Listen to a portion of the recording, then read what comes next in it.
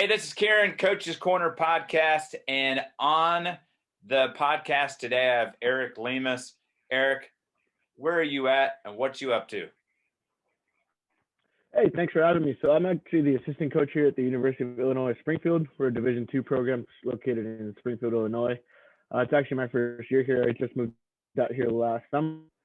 After that, I was back at Marymount, California, which is an NAIA school, about 20 minutes south of downtown LA. And then prior to that, I was at the University of Hawaii at Hilo, which is where I also finished my playing days and started coaching there as well. So, we have, you're in the Midwest now. You were in Correct. the West Coast and then all the way in Hawaii. So let's go all the way back to Hawaii. How did you end up in Hawaii? So I actually also transferred to Hawaii. Like when my freshman year of college, I was in New Hampshire at a Division II school out there.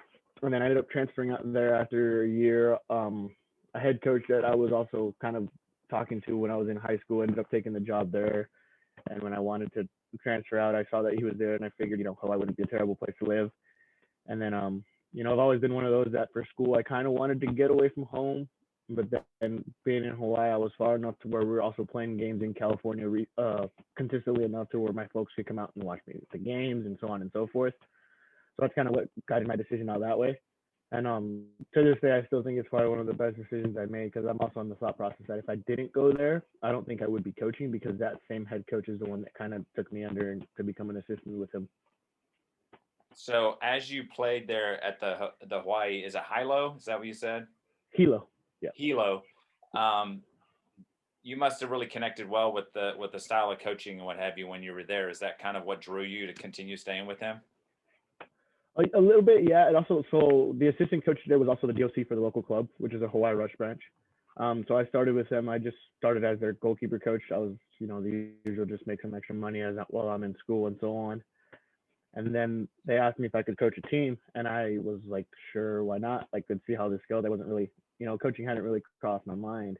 And then, funny enough, my head coach, his son ended up being on my team, like while I was playing for him.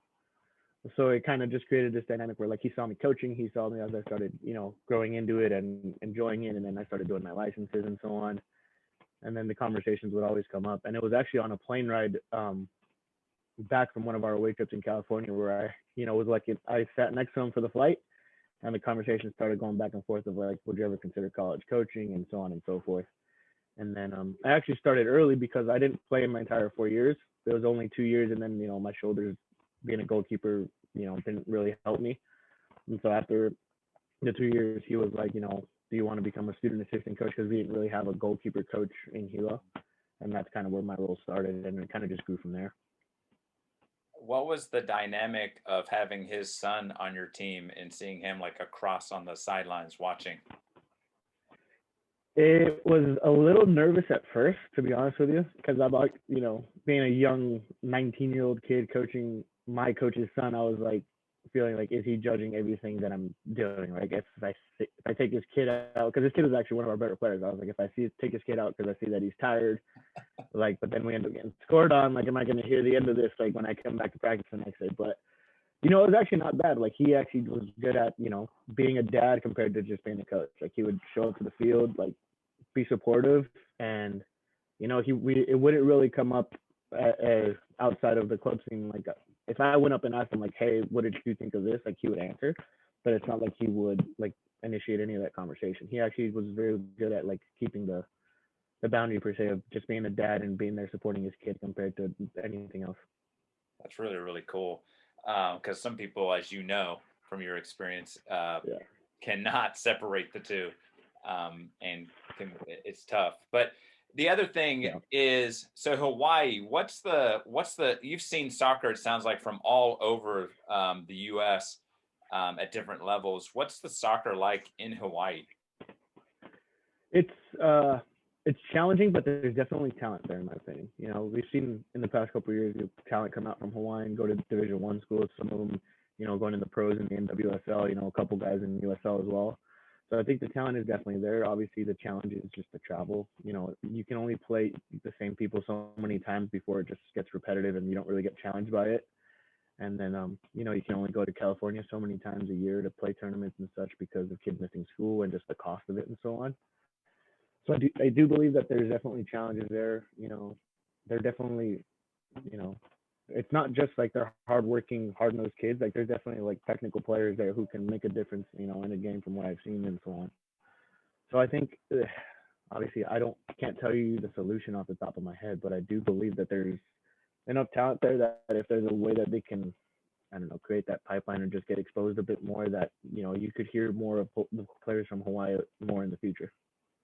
Yeah, that's one of those things that I don't think people think about is that access to other like competitive opportunities, and being on an island does kind of, that's a huge obstacle. And like you said, getting the funds to come to the U.S. and California or any of these other places, it's already expensive for most people just to even play club at all. Yeah, So and I don't think some people realize like how far it actually is. Like I'll tell people, they're like, "How long was the flight?" I was like, "It's about a 5.5 hour flight from LA to Hawaii." And people are like, "Oh wow, I didn't realize it was that far." It's like, yeah, it's basically the same as flying from LA to New York. Like it's a pretty decent flight. It's not like you can just say like I'm gonna fly there on Friday and come back Sunday and like feel fine. Like for our college games, we would be gone 10 to 12 days at a time because we would fly to California, that 6 hour flight, play 4 California schools in like a 10-day span, and then have to fly back. yeah, I was gonna say you'd almost have to plan it to get most bang for your buck. So like you said, you Yeah. wouldn't be flying just for one game, just to go, Yeah. just to fly So back. like when I was there, like I know our club teams, they would fly to like California and they would try and get 2 to 3 tournaments in like a 2 to 3 week span and like stay with family as much as they can or so on to try and get the most out of their trip. So from what figuring out is your family is from California. Correct. I'm originally from LA, born and raised, and then I didn't move out of LA until I went to college. And so I know that California and LA and stuff is kind of a hotbed of soccer. What's the, from where you bounced around, what's LA's kind of style of play, and the, is it kind of a religion, or what kind of It, I hear all the time that that's where it's like all the spicy players and saucy and all kinds of just all kinds of cool skill moves and what have you. it's a good mix. I would say kind of would also depend on like as any team on your coach. Like I had a coach who, we had good technical players who were able to get us on the ball, but he also wanted some of those players who just created something out of nothing and were just special players. But like obviously being gone the past couple of years, I've seen glimpses of it. Like when I'm recruiting, or like last year when I went home for a year to LA and I worked at the NAIA school, I was able to be involved for a bit, and um, it's definitely competitive. I think most games out there, once you get to like the higher levels, you get a competitive game no matter who you're playing, which is great, which creates good competitors who like want to win no matter what. Um, and like I said, it's just mostly you definitely get those not fancy, but like the flashy players and all that. But you get a lot of good technical players as well, and it's a good mix overall from LA or even like the valley above LA down to San Diego. And then you got a lot of those big clubs who have their style of play already ingrained in them, that's what they get taught, and it's just about the individual coaches allowing the players to be individualistic and not just so much hidden in their identity per se. Has your experience being in California and like Hawaii helped in terms of recruiting to University of Illinois Springfield? So it has a bit. We actually have one kid coming from San Diego that committed recently who, through a friend that I had back in California, a goalkeeper. When I told him I was coming out here, I was like, hey, give me a couple of weeks and I'll be in touch. And things were able to work out as well. There's another couple for next year that, conversations have been slowly but surely. But like even when I was in Hilo and beforehand, like I try to do well at keeping in touch with the people I've worked with, people that I've grown up with and are now coaching as well, and just keeping that communication. And anytime they know of someone who might be interested or they could see fitting in where I'm at, like we'll be in touch and the conversations start there. Being only here a year, haven't really started the pipeline yet, but we were talking to like 2 or 3 of them, and then we were able to get one of them to say yes. One of them told us that he wants to go somewhere else, and then the other one we're kind of still seeing where things are going out. But I try to at least, bring in. And the good thing is here at UIS, we have a good mix of guys from Chicago area, Arizona, New Mexico, a handful of internationals as well. So like the good thing is I feel like when kids see that there's a mix of everywhere, they feel more comfortable being like, oh, there's a lot of guys there who have been through what I'm going to go through of being new to Springfield and so on. that is a cool little thing to know that there's people that are you're not the only one going through that experience. What drew you Right. to UIS and brought you from Hilo? So I came here from Marymount when I was at last year, the NAIA school, and I was only there for a year. And really, what attracted me here was just an exciting opportunity to just, take a small step up. Like I was still an assistant coach last year, but being here, like I'm the only like assistant on staff. Like we have two other guys that volunteer as well who were players on the team last year. But like when it comes to being in the office, it's me and my head coach. And my goal in the long run is to hopefully be a head coach eventually of a collegiate program. And it was through a mutual friend that I got in touch with him and heard good things about him and the program. Did my research and saw that the team had been progressing year to year, so it looked like an exciting opportunity for me to come in, get some good experience being the assistant, working under a good head coach, in a very competitive conference where we have like I think four nationally ranked teams in our conference. One of them was in the Final Four last year, so I felt like this was a good opportunity for me to also like spread my wings and see what I can do with a little more responsibility on my shoulders as well. What other things kind of brought you? So it sounds like for me that the networking has been huge for you in terms of just Mm-hmm. connecting with people. Do you continue to reach back and touch base with the coach from Hilo and the coach from Marymount? I do actually. So the good thing is like so the head coach who originally hired me in Hilo, he left after like a year or two, and the guy who was the assistant, like while I played, and then the like first assistant when I started, took over the job, and I worked under him for the last 3 years. And he's a really good friend of mine who will text or have a phone call like occasionally and all that. So we keep in touch very well. From Marymount, I still text with the other guys who are the assistants and the head coach as well. So like obviously with everything going on, we like to keep in touch and see how things are going with the athletic department and the program and such. And even like with my coaches from growing up, like my old club coach is also the assistant at Cal State LA. So I keep in good contact with him. I'll try to get in touch with him if I ever like have a question or advice about such. And then the guy who was my goalkeeper coach growing up, I've been able to work with him and his academy whenever I'm back in LA. And if I ever have a question about goalkeeping or goalkeeper stuff, because I also do the goalkeeper training for us here, I'll reach out to him, and I know I can call him or text him, and we'll be in touch there as well. So the goalkeeping aspect, how did you end up becoming a goalkeeper? Because that's a unique brand of player that has to kind of fit that role. Were you always a goalkeeper, or was that just something that just came about? I started at about 10 years old, and I would split time on the field and in goal. And then my dad was actually the coach of my team. It was like a Sunday league, park league team. And my dad tells me that I became a goalie because I told him I didn't want to do the running at practice, which to this day I believe, because I just hate running no matter, like even when I go to the gym, I'm like, damn, I gotta run today, but I'll do it. And then I don't know. I think it's funny because like I tell people like I hate being the center of attention and all that sort of stuff, but when I'm in goal, like I think I thrived off the pressure. Because like when my teams would go to PKs, like I was excited. I wanted to be in the PKs. I wanted to make that save to win the game. And then I don't know really what attracted me to it after that. I think I kind of just stuck to it, and then because I felt so comfortable in it, and like I think I had a good confidence of people telling me like you're good at this, you can do this and do that. And I'm like anybody and any kid, like I had ups and downs and moments where I doubted like if was what I wanted to do, but as I kept going through it, it was a good experience for me. I think because I played goalkeeper, it kind of helps me with the coaching stuff, because obviously we're always told to communicate, see the game, read the game, and so on. But I'm definitely one of those that say like you got to be a different breed to be a goalkeeper. We're definitely wired a bit differently, and like I see it in myself, I see it in the kids that I've coached and so on. But yeah, I split the field up until I think it was like my freshman year of high school, and then that's when I kind of said like I'm sticking to the goalkeeping spot, and then that's kind of what I wrote rode to college and so on. And then the goalkeeping coach part was what got me into the collegiate coaching stuff at first. So What was the transition like going from being a player who like just fed off of all of the intensity and the big moments to now I have to be a coach of a kid in that spot? it was interesting, especially from the college side. It was definitely a little harder because I went from being teammates with the three coaches or the three goalkeepers that I coached to being their coach like within the 3 month span.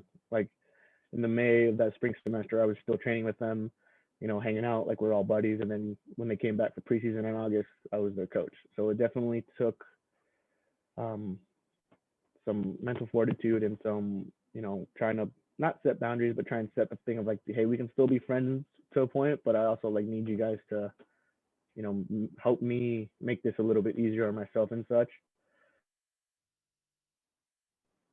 Was hard during games at first because I was one of those that like, young coaches, like I couldn't sit down during a game because I just wanted to be in the game that bad. And I kind of had to slowly but surely like settle myself down and say like, hey, you wanted the pressure on the field, but it's a different type of pressure now being on the bench. And obviously as an assistant coach, it was different. And as I got more involved in being a head coach, and then I also started being a head coach for high school out in Hawaii and feeling like that pressure of like the big games or in the playoff game and stuff, I was like, okay, this is the pressure I kind of miss being on the field, just in a different way. So I think once I realized that and, started feeling that, it kind of helped me trigger that competitive drive again of being like, this is the pressure I want. Now I need to perform under the pressure. I completely get the whole transitional being a teammate to now all of a sudden I'm above you a little bit in that thing. Did it take a while to get kind of work through some of that, or did you find that the guys were like, okay, we get it and we rock and roll? I think it did take a couple months at least. And thinking back at it, I also probably could have made it a bit better myself, because I think I was also in that mindset of like, I don't want you guys to hate me. So I was sometimes I would go from being too strict to maybe being too friendly. So I was also challenged by trying to find the balance, which obviously, they say hindsight 2020, looking back, I'm like, I should have done this, I should have done that. But at the same time, it's like, things worked out. I'm here now. Like I still have keep in touch with a couple of guys and so on. So, it worked out in the long run, but it definitely took a bit longer than maybe I would have liked. But at the end of the day, it worked out well enough, and it was also difficult to the point because in Hilo at the time, it was the same coaching staff for both programs. So I had the men's team who, same thing, I was friends with, teammates with them, and the women's teams who, we would all hang out and still together and stuff. So I had to basically do that with 6 goalkeepers who were like my friends and teammates a couple months ago to now I'm coaching them and working with them and such. Interesting dynamic for sure. And then I'm assuming that experience, though, as maybe it didn't work out as quickly or smoothly as maybe you had hoped, looking back, has now propelled you on. Do you feel like that's made you a better coach now when you moved on to Marymount and now to UIS? I think so, because I think obviously other people can say differently or can tell me from the outside, but I feel like I do a decent enough job of, having a good relationship with guys and the players of, I can get along with them, joke around with them, ask them, how's the so-and-so going, but when it gets time to work and train and, in the game, it's still enough to where like if I tell them something, they're listening and they understand where it's coming from. And then again, when the game's over, like yesterday after the game where we won the game in overtime and, everyone gets all celebratory and they're having their music in the locker room and I can jump in and be an idiot with them for 5 minutes. And then when I got to tell them, hey, let's clean up, we got to go, like they're grabbing their stuff and we're heading out. So that's awesome. That's awesome. The other thing, so you're born and raised in California. Mm-hmm. And then, but it sounds like everywhere that you've gone has been multiple hours away from California. Like you talked about, New Hampshire was kind of where you first destination, then to Hawaii, mm-hmm. and Marymount brought you back to California, and then you're here. What have you always been kind of like, hey, I want to get away from California, or was it just something that just happened? I think it's just something that happened. Because obviously, being from a Hispanic family, Hispanic background, my entire family is in California. My grandma, my cousins, everyone's there. And as I tell my mom the same, I'm like, as much as I'd love to be in LA, I'm one of those guys that I kind of just made the mindset of I'm gonna go wherever there's an opportunity. And as much as I love LA and Southern California, when it comes to the collegiate coaching world, I think we both know it's so difficult to get in there because it's Southern California. So I think I kind of just went through the mindset of I'm going to go where I have to in order to get in the collegiate world. And the goal is to hopefully one day move back there and get there. But if I don't, I'm just like I said, it's a competitive drive where I'm just going to go where the best opportunity lies for me. And if that's in California, great. And if it's not, then I roll with the punches. You know, I've never been one that says like I want to live here. I have to live in here. Like it just I go where the opportunity lies. That's why like I get the question all the time like, dude, how do you go from living in Hawaii to coming to Illinois where we had a polar vortex a month ago and it's 0 degrees outside? I'm just like, I don't really care about the weather as much as like I'm gonna go where I feel is the best opportunity for me. And I love Springfield anyway. As like everyone here is awesome. The people that work around me and the athletic department are awesome. So I don't really have any complaints and such. So What was your family's take on that? If so much of your family is there in California, were they like supportive or like how did that dynamic work out? I'm blessed that my entire family, from my parents to my sisters to my grandma, they're supportive 100%. Like obviously everyone misses me, I miss them, and I've missed out on some big family stuff like a couple weddings, a couple quinceañeras growing up from my cousins and such. But everyone's 100% supportive. I think a little bit might have to be just I'm one of the older cousins, so I'm kind of like the first that graduated and stuff, first that did so on and so forth. So there's that little bit of dynamic of like, let's let him do his thing. So, I always get the thing like, oh, your little cousins are looking up to you, and I'm just like, thanks. Okay, a little more pressure to perform, but it's a good one. And so I think both sides of the coin. Like everyone's 100% supportive. Like no one ever is upset per se that I'm leaving. But at the same time, I'll get like those calls from my grandma or my aunt, my cousins. They're like, dude, we miss you. Like when are you coming home? And I'm just like, whenever I get some free time, because coaching two club teams and the college team, like with recruiting and such, I have to like plan my months ahead of time so I can get some free time. I think it's cool that you're kind of the trailblazer for the family to look up to, even if there is a little bit of pressure. But it's cool for the younger family members to see you kind of like, and like you've talked about, I'm just going to kind of go roll with the punches. So if there's an opportunity and it's something that I want to go after, like you said, the stop here at UIS or the ability to be here is your next step along where you hopefully will end up being a head coach at a college at some point.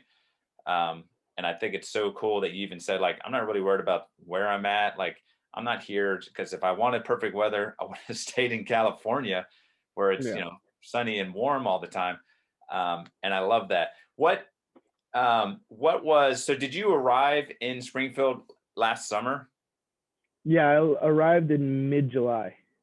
So what was the transition of you show up and at that point you're probably like, dude, let's rock and roll, let's do this. And then boom, COVID hits and it's shutting things down. What was your semester like last semester? Yeah, so it wasn't that bad actually. So when I was in California, obviously California is a bit more closed down. Like we had just started club practices when I first heard about this job, but we were doing the whole non-contact, like everyone has to do basically the individual skill work. And then when I got out to here in mid-July, like it was a bit more open. So we were actually allowed to train with contact. We were just allowed to have scrimmages and stuff for club. So I was able to get back to that somewhat normal feeling of running a session, coaching in a game again. And then when it comes to the college side, we were actually a bit lucky here that being through the University of Illinois system, like we were getting tested once or twice a week through a quick like saliva 24-hour result test. So we were actually able to train normally with contact as well, like with the entire team. So it did feel a bit more normal, even though we didn't have the games. And then we just kind of created our own like Friday night lights, inter squad scrimmage stuff to make it seem a little more normal. But we were a bit lucky here where we didn't have to go through any of the pod training or the individual training. We were able to get in, get tested, and then right away jump into training like with the full team. So did you guys do that throughout the entire fall? Yeah. So we basically like the usual spring 45-day window that would happen in a regular school year. We had that in the fall. And then we did have to have a 2-week pause just because campus in general. And then they allowed us to extend that 2 weeks. So it basically almost extended the entire fall semester of training wise. And then we're going through the same process now in the spring during our season with, getting tested and, so on and so forth. Yeah, that's awesome in a way because now the guys are used to getting tested. They kind of know the routine. So this it's been a smooth kind of slide into the spring, I would think now. What does the spring season look like? Are you guys playing like league teams only, or do you have like a full schedule? So we were a bit lucky. So our regular season, we're playing a conference only schedule, which is still, we're in a 15-team conference, so it's a pretty decent amount of games.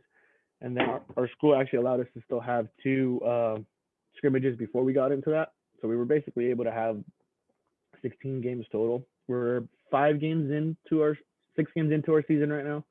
So we were 3 weeks in. We played 2 games per weekend, and then our conference is also planning on having a conference tournament at the end of all that. So we could have up to 17 games, if we hopefully make it to the final and such. Wow, it's awesome to hear. It's almost Mm-hmm. almost normal, Yeah, in a way. What's the dynamic of playing so 2 games in a weekend? So that's like a Friday Sunday type setup. correct.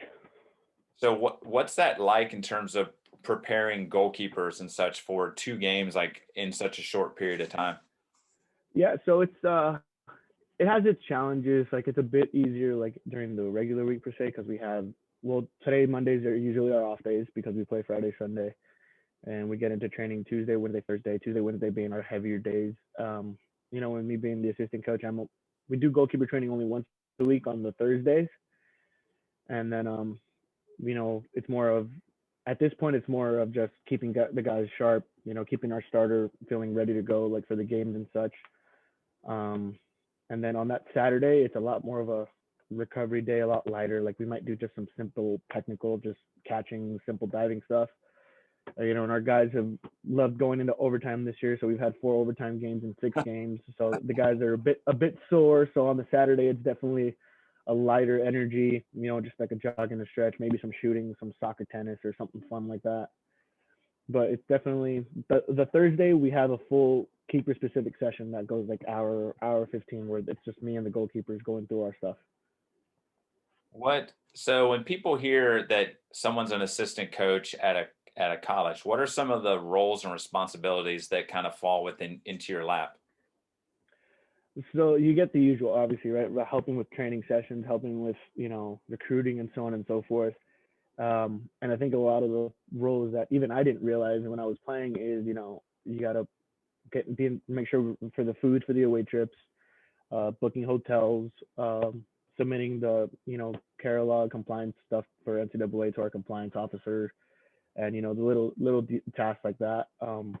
That even when I was playing, I didn't realize had to get done, because then you just you finish playing and like, oh, here's the food, let me eat it. But it's just like like even yesterday we're in overtime and I got the food delivery guy calling me with 5 minutes left in overtime, and I'm just like, this is the worst time for this call, but I have to take it or the food's not going to get delivered, and so on.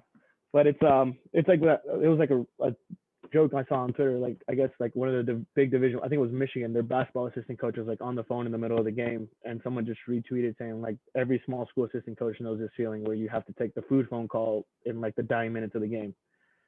But those are definitely the tasks that like now I just take it and I roll with it, and like it's enjoyable because when the guys get fed, they're like, oh, thanks for the food, and I'm just like, yeah, like for sure. And like I didn't realize it back when I was playing, like someone has to order the food, and it's usually not going to be the head coach doing that.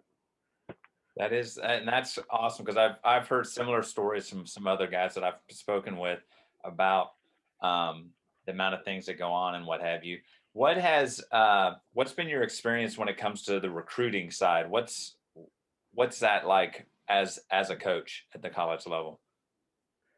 I personally, I enjoy it. I love going to like the tournaments and the showcases and being able to go and watching games in person. Obviously those are good opportunities to be able to network and meet new coaches and so on. This year's obviously been a bit different just with everything with the pandemic, and just being some tournaments get canceled, some don't. Some of them are going with the virtual recruiting route. We were still able to go to a couple showcases in the fall, because I also coach an under 17 boys team, so I'd take them to basically the same tournaments I'd be going to anyway. Like here at UIS, we have I think maybe half our team's international guys, so we also deal with a lot of the international recruiting services and international guys getting in touch with us. But our head coach, him being international as well, kind of takes more of those reins, while I kind of help out with more of like the local guys, like the Chicago area guys, like I said, a couple of the California guys and so on. But it's also a good dynamic where like if I get a guy that I think would be good, I send it to him so he can watch it, and vice versa. So it's a good relationship, and it's kind of been the same way at every school that I've been at. Like everyone kind of has their role of like, you're looking for this, you're looking for that. I usually, of course, I always get the goalkeeper side of it, and it's just of like, if it's a guy that's worth maybe pursuing, um, letting the whole staff watch it so that we can all be included in knowing what's going on. It sounds like you and the head coach there have a good kind of give and take on certain things. Has it been a really good kind of, like you spoke earlier about really positive things about the staff for the athletic department there at UIS? Have you enjoyed the move there and the head coach and the whole kind of the program experience so far? Yeah, I would say so. It's been a good dynamic for sure. Work wise, and then also like whenever, not when things are slow, quote unquote, or like when it's right after a big game, like when we're on the bus, we can talk and joke around stuff that just isn't about our team. Like everyone here, we follow professional soccer. Like everyone here has a Premier League team. Like I'm a Man U fan, he's a Tottenham fan.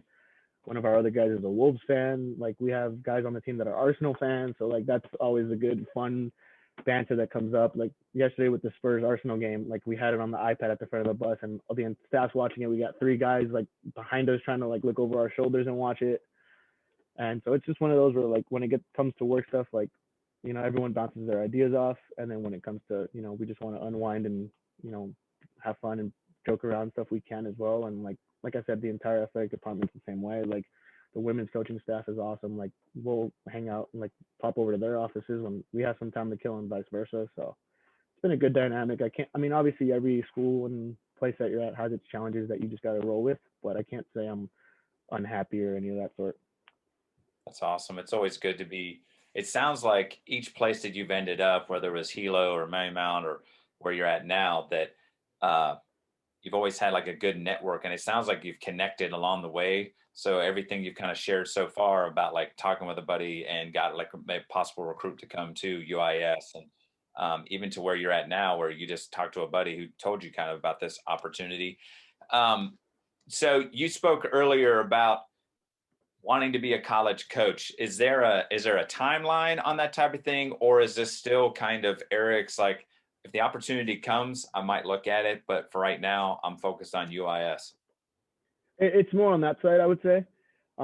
Obviously, everyone wants to say the sooner the better, and then you hear of guys that are like around my age or like a year or two older already getting head coaching opportunities. But then I also go along the lines of, is it the right opportunity for me? Is it a place where I'm going to go and be happy? Is it a place where you're going to go and maybe it's one of those places where they don't get as much support from the school, so that's why they're just making those hires or so on? Or is it a place where I can actually see myself having a future, being successful and stuff? But honestly, like in this past year, it's been like more in the back burner of the mind. Like I've been focused on getting things done here. Like I said, we have in my opinion, a competitive team with a good dynamic where the guys are great, staff has been great. So I don't have a set timeline where I'm like by 30 I want to be a head coach. It's just like when the right opportunity arises, it'll make itself known to me. I love that kind of outlook of I'm just going to keep plugging away. The other thing I think is really cool is you're kind of like self-awareness of if it's not the right fit, and not just the soccer, but the entire department of the athletics. What are their other programs like? How are they supported? Like you said, like I don't want to go in and have to be battling the whole time with off-field things on top of the on-field type of thing. What has doing club and college at the same time? How has that dynamic worked out for you? It's a bit interesting. So especially with my under 17 boys team here, like they're a competitive team. They're one of those that like they're looking to get recruited and such. So one of the first things I usually do when I took over this team, I brought them in. I'm like, so you guys know I'm a college coach. Now my question to you guys is, do you want me to lead you and treat you and train you like if it's a collegiate team? So, keeping those standards and so on and so forth, or do we want a bit looser reins and so on? And I let them make the decision for themselves. They came back saying like, hey, we want you to push us because we want to end up in college and so on and so forth. So I'm able to, have a little bit more of intense training sessions, have some good standards with them and so on. And, even with them, like we're lucky that our club uses the Trace camera system. So we have our games recorded. So we'll have Zoom calls and go over our games and so on and do stuff like that. which obviously is probably as much as I do that there's other teams where the kids maybe aren't as invested, so you can have those Zoom sessions, but they might not be as involved in them. Well, as I'm getting questions from my guys going and so on and so forth, which makes it easier for me to plan those because I know they want to do it. And then it's also good for me, I think, as a coach, because I joke around with my head coaches, like sometimes when I have an idea for training, I'll run it with them, and if it works, I'll bring it to the college guys. And then if it doesn't, then I might tweak it a little bit, bring it back there, and then if it works, bring it to the college guys and use it here. So it's a bit of a give and take, and then it's good as well because some of, like, my club kids are supportive of the program. Like some of them want to come out and watch the games. When we have ID camps, they want to come and check it out, see how we're like here, and so on and so forth. And it helps that those comps where we train at is like walking distance away from our stadium field and so on, so they're pretty close by.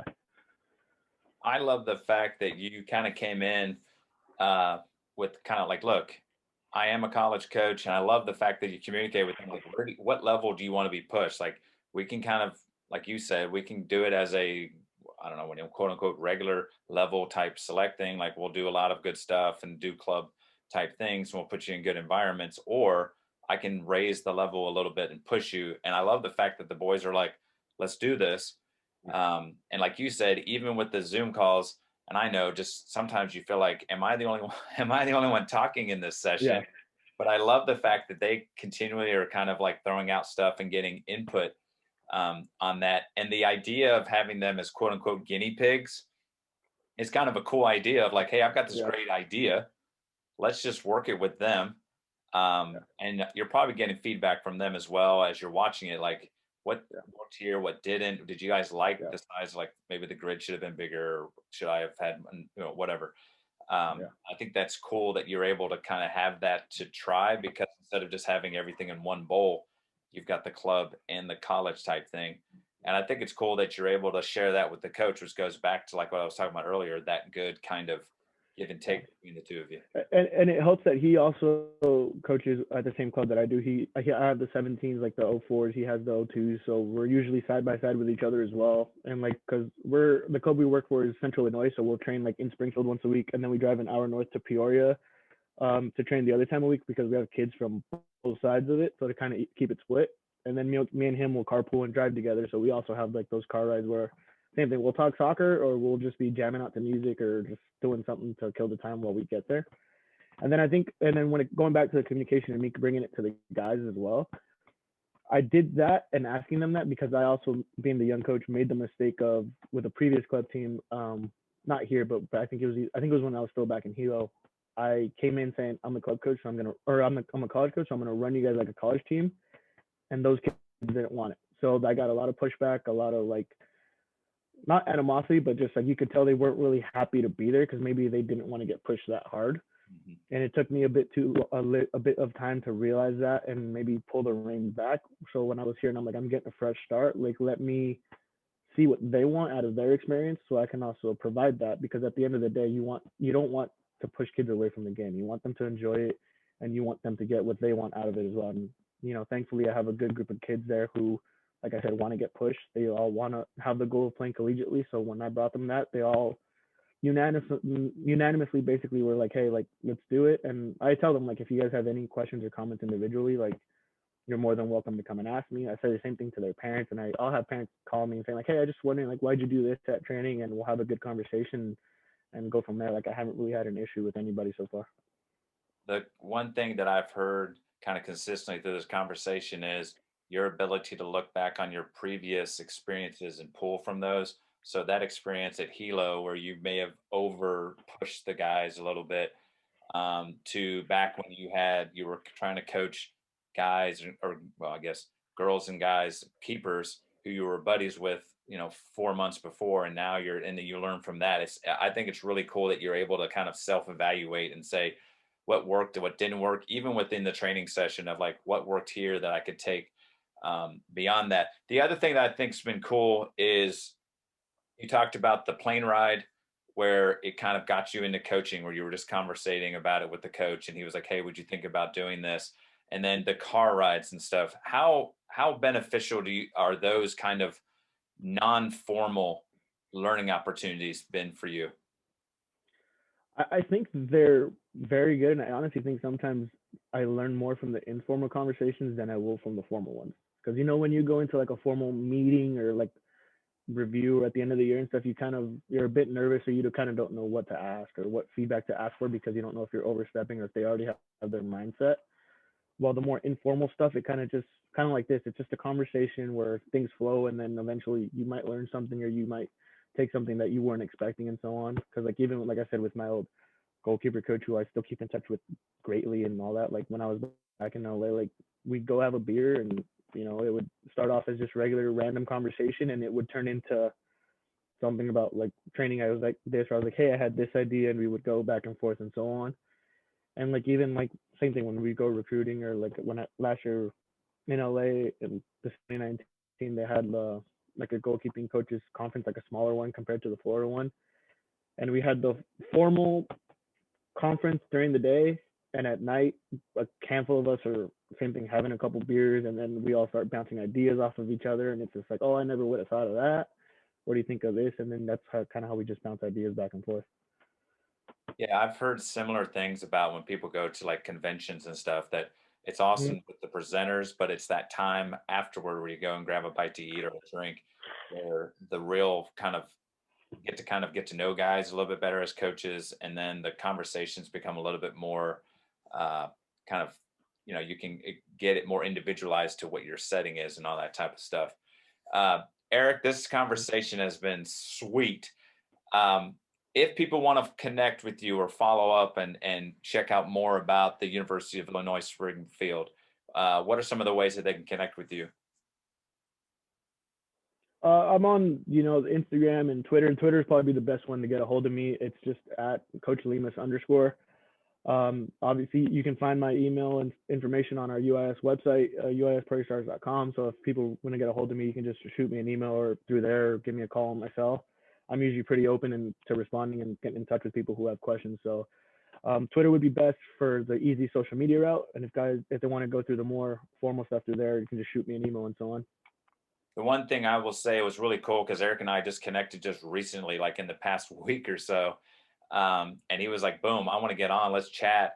And he's been awesome at getting back and all that type of stuff. So I know if you have questions and you send them his way, he'd be more than happy to connect back with you. The other thing is just listening to his story, the ability to go from like that California experience of growing up and playing to Hawaii to now the Midwest. I think he's got just a huge plethora of kind of experiences. And as you can tell just from the conversation, great insight onto what has worked and what needs to be, worked on, and what have you. So Eric, I appreciate you being on the podcast.